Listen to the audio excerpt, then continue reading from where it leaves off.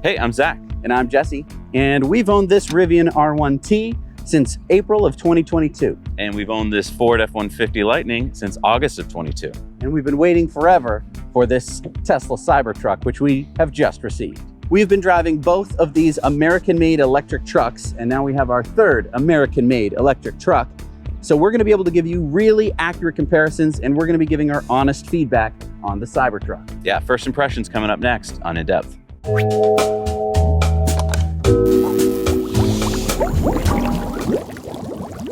All right, so we're in the Cybertruck. It's so exciting. I've had this for about 24 hours. I want to give you kind of all of my thoughts while also kind of going through a typical drive. So the first thing I'm going to do, put it in reverse. This does have automatic reverse or forward, but we haven't calibrated the cameras enough yet, so I have to keep driving, which I don't mind.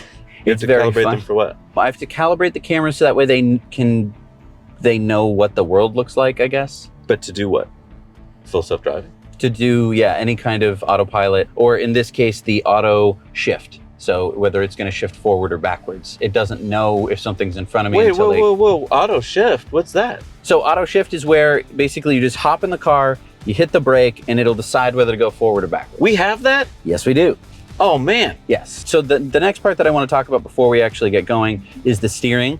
I'm sure this has been talked about to death, but in case this is your first video on the Cybertruck, the steering is this far to this far lock to lock. And what that means is at low speed, the turning is extremely sensitive, because instead of you having to go like around and around and around, you can just do this and be turning the car super far. And that even includes the rear wheel steering, which makes the turning circle of this car really, really tight.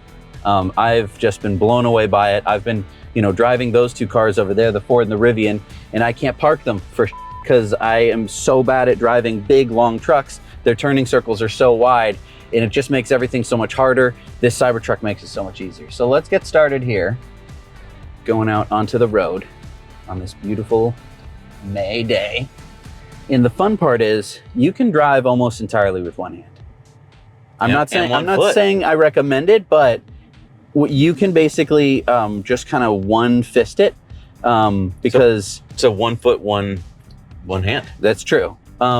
Because the steering is so sensitive, I don't have to go around. I don't have to palm the wheel. There is no palming the wheel. It'd be stupid. So for a turn like this, wow, I can do it with one hand. I'm not saying you should. I'm just saying it's really cool. Now, rear view mirror. I know a lot of people have been asking us about that. You've got the tonneau cover closed. Yes. And so right now the rear view mirror is a black, it's black. You can't see anything other than a little bit of reflection from the rear windscreen. Wait, but you got it right here. But I do have it right here. And if I want to, I can move it up here. What? It got bigger. Got a little bit bigger, gets a little bit smaller there. The crazy part is I can get rid of it. How'd you do that? Button on the steering wheel for the camera. So that's weird, because when I turn it off, I have my rear view mirrors, which I guess I could legally remove. I don't know. But I don't have any actual rear view. So I do like having the camera there. Now, interesting that camera is on the tailgate. So if the tailgate were down right now, you wouldn't have it. I would see the ground. Interesting. And in fact, I could do that, I think, while we're driving, but I'm not going to. Now, if I wanted to, and this is really nice because the Rivian can't do this, if I were to open the tonneau cover right now, and I don't know if you can hear it, but it's doing it. It's nice and quiet, actually, compared to the Rivians.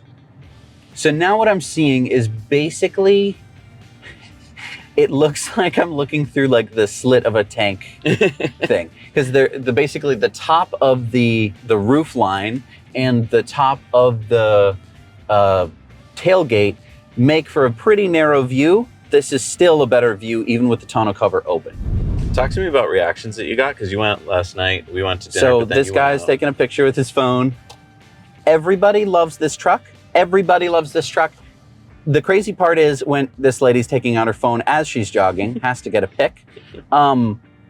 They love it. Everybody loves it. I'm sorry to say, for those people who have seen pictures of it and have said that it's so ugly that no one would ever be caught dead in it, you're wrong. People love it, and I know that it basically, here's the thing, right? There are really nice looking cars. You can buy a Ferrari or something like that, and it will get attention. But the thing is, everybody's used to seeing a nice car, right? We know what a nice car looks like. When you see this rolling down the road, the reaction is not like, that's a nice car. The reaction is, what the heck is that thing? And everybody's brain is trying to figure it out. And what it really does, which I think is really nice, is it just makes everyone really friendly. I've had everyone from people in Lowell who wanted to just take a picture, learn about it. Everywhere I've driven this thing, I get a reaction. I've had a cop not pull me over, but basically stop me in a parking lot. He wanted to talk about it. Everybody has been so positive, has been so nice. So now we're going over some bumps. I will say that the suspension on this thing is really nice. Compared to the Ford and the Rivian, like those were huge bumps that we're going over, so that's why it's so bumpy. But it just, it's uneven. The ground is uneven, but there's very little of the kind of like rocking that I would get in the Ford, where basically the suspension would just jerk me back and forth as the springs keep compressing and decompressing. So even though these are just massive, massive potholes, this is not really a road that I'm driving on. It handles them really well. And it handles normal bumps on the road exceedingly well as well. Yeah, really no body roll there at all. Whereas like on the Rivian, that would just whiplash you left to right. Yes. Even though the Rivian also has air suspension. Yep. Right. So this has air suspension. Right now we're in low. I can set it to medium or high. High will only work. We just did those bumps in low? Yes. Wow. Which maybe made it feel a little bit more comfortable. So then once you get going, so now we're going about 40, and the steering is still tight. I will say that it still feels very, very responsive. If I wanted to, I could take a pretty tight turn with very little steering, because again, the lock to lock is only, I don't know, it's less than 180 degrees. It's probably more like, I don't know, 110 from side to side. So it's a really interesting experience. Next thing I'm going to do here is close the tonneau cover, which I can do while driving. I think that this is just a great feature. I don't know why, but in the Rivian, you're locked out from doing almost anything while the car is in motion. So like we could make a lifting up machine gun or something in the bed that would come up with the tonneau cover opening. We've got to do something like that. Rocket launcher. Yeah. The next thing would be the acceleration. We did not get the beast mode. We could have splurged a little bit more and got the beast mode. We decided against it mainly because I don't want the fastest truck in the world. The Rivian's already pretty quick, and also more range, and also most people aren't going to be getting the beast mode. It's more expensive. I think that the dual motor is kind of the perfect bridge between getting the most expensive beast mode version and getting the single motor in the rear. This will just kind of be closer to an everyman's truck. I really do think that the price is going to drop on the Cybertruck. I don't think that it's going to remain this expensive forever. I think that basically Tesla knows that right now they're hemorrhaging money to get the lines up and running. And they also have all these fans who will pay almost anything to get in this truck. Yeah, I mean, we are like the roadster buyers, like we're the early adopters. I think that Tesla's going to be able to get down to a $60,000 truck fairly fast. Yeah. And when that day comes, I think the F-150 is bye-bye. Yep, I think the F-150 is bye-bye already, because the F-150 is not much cheaper than this truck. True. No, I mean, we paid a $20,000 premium to get the Foundation series just so we could get it early for you guys. But yeah, when that comes off, then the price gets down right around a Ford or a Rivian. Yes. Another thing I have to say is that the pedal feel on the Cybertruck is fantastic. On the Rivian, the pedal throw, it feels like you're sinking your foot through the floor of the vehicle. It's so long that in order to do like really exciting, fun stuff, you have to move your foot so far that it looks like you're doing a dance move. With this, the pedal it feels almost exactly the same as the Model 3, which I love, because it just gives you the sense that I just have to think that I want to move faster, and I'm moving faster. It's all just hinge. I don't have to push my foot. The Ford's was fine. But of course, the Ford has so much body roll, I never really want to accelerate it that quickly ever anyway. This is so quiet. Yeah, I would say that it's pretty quiet. I think the Ford still is quieter than this. I do hear a little bit of road tire noise, actually. Yeah. And we've got much quieter tires on the Ford. Yes, right. The Ford has road tires, and they do have quite a bit of noise and vibration stuff in the Ford. But No, it just feels really, really smooth. I almost feel like I'm not really driving because the steering wheel never really leaves this position. And I know that in a normal car, the steering wheel is usually facing almost forward, but even big maneuvers, I'm never moving it around. And so it kind of feels a little bit fake. Can we talk about the steering for a second? Because when Yeah. you're pulling out of the driveway, we're obviously in a different Yes. ratio. What does it feel like now? So we're going 50. The ratio, it still feels tight, but obviously this would have been a little bit more steering at a lower speed. What I guess I mean is, was there like a moment when it switches from one to A to B? No, I haven't noticed a switch. And that's kind of weird. I mean, it's not weird, actually. It feels very natural. It's just weird in the way to think about it. So it's like a glide path to... I think it's a curve. Yeah, I think that they've basically mapped a curve for the speed and the steering. So yeah, I mean, we're going like 50 because everyone's going slow today. I want to talk about the other thing. You may notice that there's no stalks around the steering wheel. There's no blinker, there's no windshield wiper, there's no drive, there's nothing. Everything that you're going to do is either going to be on the screen or on these buttons on the steering wheel. So I have my blinker, which is on the steering wheel. And it's a pretty smart blinker in that it shuts off after I change a lane. Can I tell you, I was really worried about the whole blinker thing because I'd read a bunch of people who are like, this is the worst and I can't get used to it. I got used to it. I was like used to it in 2 minutes. Yeah, I mean, there's a couple times where like, obviously my brain is doing a few more processing cycles because the driving is a little bit harder, and I might actually go for like a ghost blinker. But I mean, it's not a big deal. If you're the kind of person who makes a big deal out of that thing, we probably wouldn't be friends, but you know, that's your prerogative. Yeah, the blinker is interesting. The only thing I will say is another thing I will do is when I'm listening to music and I want to skip the song, I'll kind of look down and intuitively be like, right, hit the right arrow. That's the next song, and I'll turn on my right blinker. I'm going to get used to that. I've had the car for less than 24 hours at this point, so obviously there's that. But I kind of like all the different buttons and everything on the steering wheel. I was worried that like I was going to jostle them, but because you never take your hands off of this position, because you're never steering the wheel around, you're never going to hit those buttons.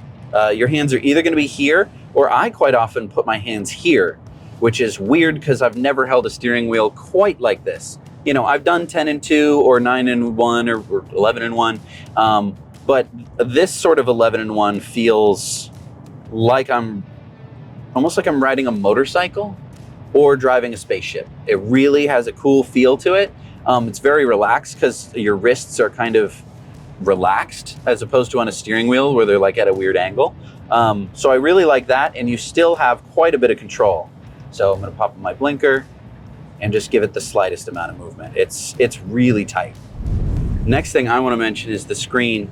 It is extremely responsive. I have a 2018 Model 3, and the screen still feels great on that, but this feels way faster and snappier. There is just no lag whatsoever that I can tell.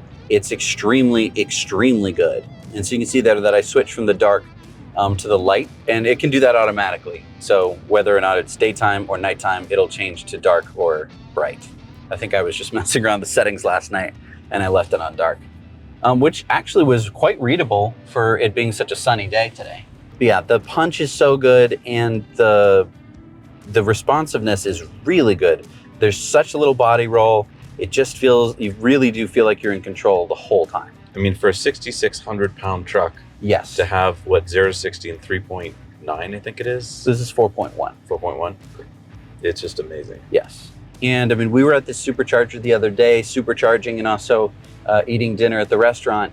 And the amount of attention that this thing gets is just astounding. People really like it. They can't help but take pictures of it and crowd around it and talk about it.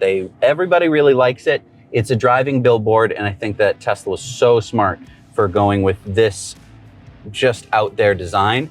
I don't know, I just love it.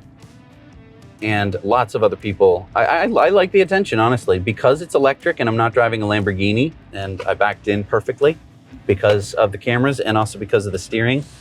It's just great. All right, so the next thing is the door handles. That's basically a button. And then you push with your elbow and shove it out. Doors are really heavy. and then you're going to get fingerprints on there. That's just a fact of life.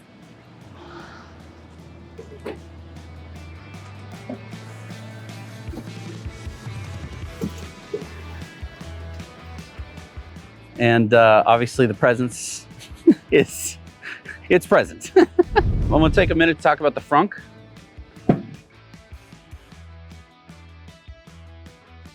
Compared to basically all the other electric pickup trucks and even a lot of other electric cars, it's rather small, but most don't let you kind of sit in it and get a little sunshade. I guess it'd be good for a soccer game if you pulled right up. And there's obviously enough room to put a couple pieces of luggage. I really like the way that it opens and closes. The button under here can be a little bit hard to find, but once you find it, it's not that difficult. The tonneau cover is pretty neat. You can actually see some of my footprints on it, and that is because you can stand on it. It should take 300 pounds, and I am under 300 pounds. So what the useful application of that is, I'm not sure, but I am sure glad that it is strong. It's good for an apocalypse. It's good for working on your house, I guess. Tonneau cover is interesting. The buttons over here, there's basically, if you push really light, you can get the tonneau cover to move, and then if you let go, it'll stop right on a dime. So go, stop, so you can set it to whatever distance you want to. And then if you hard press it, it'll go in fully automatically. And it retracts all the way to where it isn't visible at all. And you can actually see into the truck through the tank slit in the rear. This also has a sub trunk. So you can see we have our mobile connector in there and also the front plate. And that's a lot easier to access. Right now, the way that I've parked supercharging, I can't open the tailgate. As you can see, the laser etched Foundation Series logo right there. Pretty cool. Oh, and then we had some people ask about attachment points for like roof racks and stuff. Yes, so it appears that those would be here. Basically, you can fold that up. So those are the attachment points. It's nice that they're hinged, and then there's basically threaded rod that you could screw something onto. I want to talk about the exterior for a bit. You can see I've gotten it dirty. Oh no. And there's fingerprints. I think that this is going to be a fact of life with the truck. I think that some people are going to go to extreme lengths to either, sit here and try and buff out those fingerprints and go get, products to try and get it off. I personally don't really care. If it's something that you care about, then you care about it. I don't know what to tell you. You got to keep in mind, this is like day one, right? So like after about 3 weeks, I'm sure it's going to be so covered with fingerprints that you're not really going to notice as much compared to it being perfectly pristine. It's a fact of life. It's a truck. It's used. It's bulletproof. It really feels good to do that because it's no other truck feels like that. You could put a dent or at least, kind of buckle it in with a bit of pressure. And this just doesn't, it flexes a tiny little bit. And we've all seen that it's bulletproof. Cybertruck we got has no wheel covers. There's a little bit of rust in here, as you can see. I'm sure there's people who care. There's also no lug nut covers. Again, these are all aftermarket products if you want them. I don't know if I personally care, but to each their own. So, I think they're going to send us the new ones once they figured it out, right? I think that was basically the idea, yeah. So what about this giant windshield wiper? All right, let's check it out.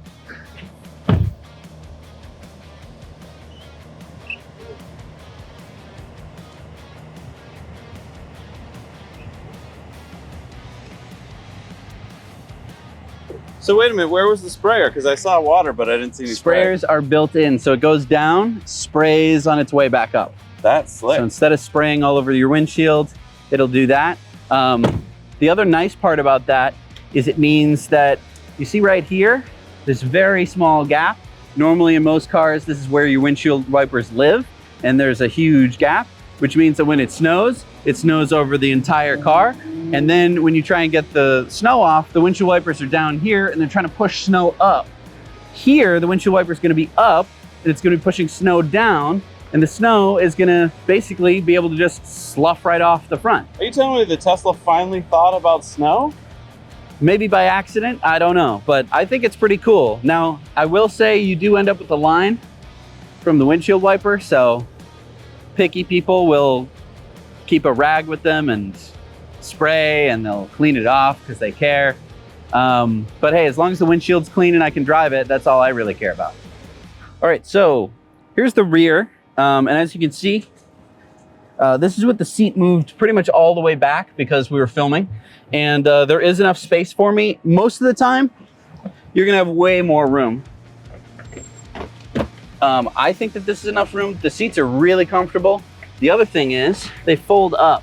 So hidden right in here is a little pull thing. Folds up like that and it locks in place. So you get all this room. And it's a split. So on this side, these two also fold up and you have quite a bit of room to pack in like a ton of luggage. Like a ton, like a lot. Now, even when the seats are folded down, there's a lot of room underneath them. So same latches, you can see how much room is underneath. And I think that that could be good for some kind of custom bag that would store snacks and drinks and other stuff that you really need. All right, so we're done supercharging and we're gonna start returning home. And I can't wait to talk more about what we're gonna do on this channel. It's gonna be really exciting.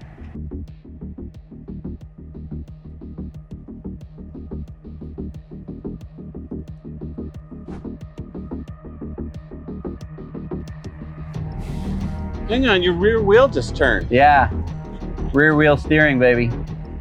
Wait, I think you have to show that off. I mean, can you do a turn around me? How tight's your turn? Yeah, let's go over there. Okay.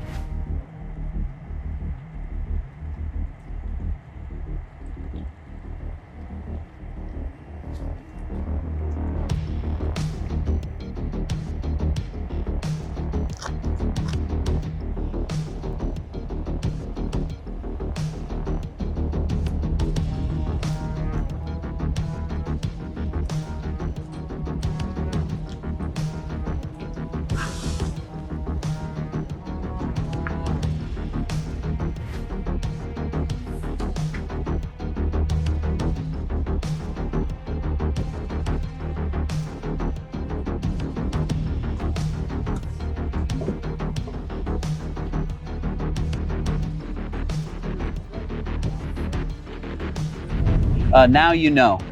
All right. Lots of people always asking lots of questions, and they're all good questions. I mean, people want to know whether the tonneau cover, goes down. They want to know how it looks, how it works, and I think these are all excellent questions. So I've just set the truck up into high, and it's funny. It's really, really smooth.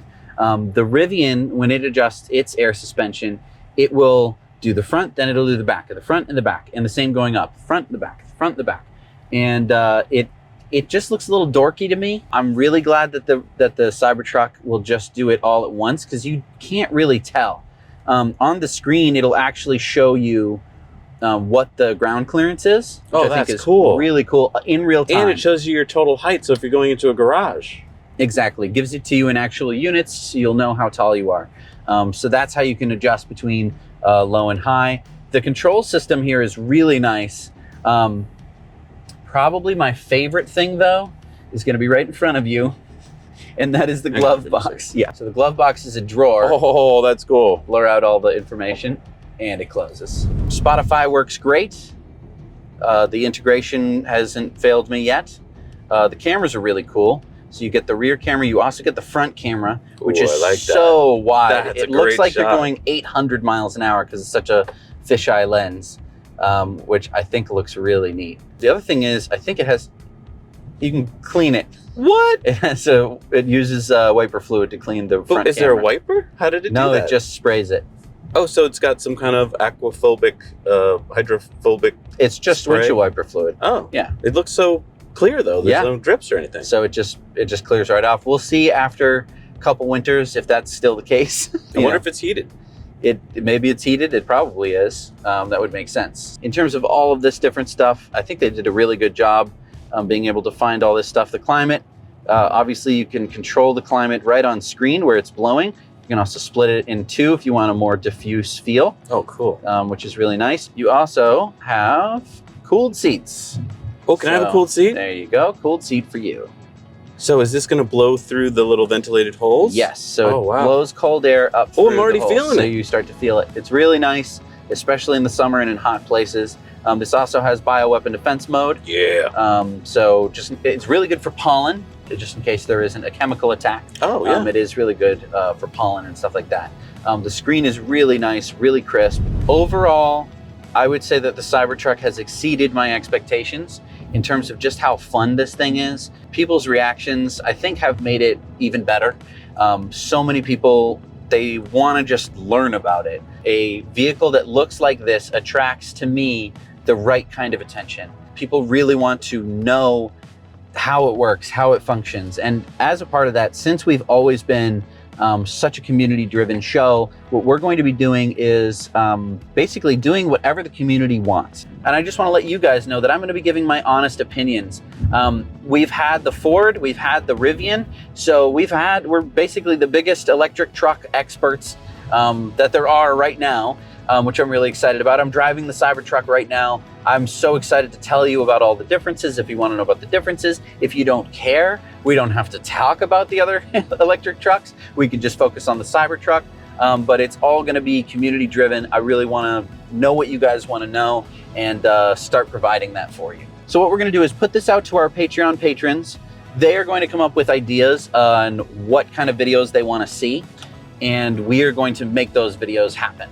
Wait, so how's it going to work? There's going to be tons of ideas that are generated from our patrons, and these are people who have been following Tesla for a long time, so they're going to ask pretty good questions, which I'm really excited to see some of them. So if you want to get involved, here's what you're going to do. You're going to head on over to our Patreon. That's patreon.com/nowyouknow. And you can support us for as little as $1 a month. And that is going to allow you to post some of your ideas. And we're going to take some of the top ones there, and we're going to put them out on polls. If you want to vote on polls on Patreon, we're going to probably do most of them there.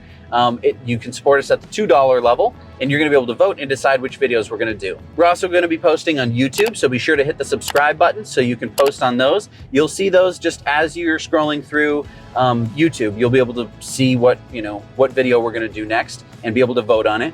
And also on X. So head on over to X, we're NYK channel, and follow us there. You'll be able to see our polls there. And so hopefully the community is going to decide a really, because there's different people in all those different categories. We're going to be able to decide really good videos and bring you lots of really great content. Thank you so much for watching. We'll see you next time. Now you know. This is ours. Yeah. We have a YouTube channel. We're Now You Know on YouTube. Okay. So yeah, we've been waiting for 6 years or whatever, and we finally got it.